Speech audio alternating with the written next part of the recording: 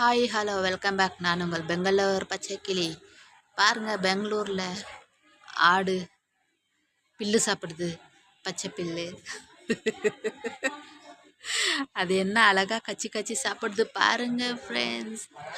ஆட்டுக்கறி சாப்பிட்றவங்கெல்லாம் உஷாராக சாப்பிடுங்க.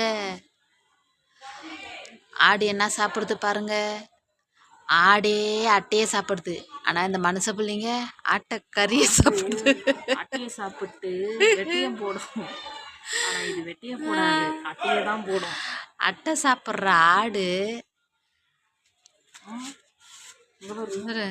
வச்சு கடிச்சு மெண்டு சாப்பிடுது.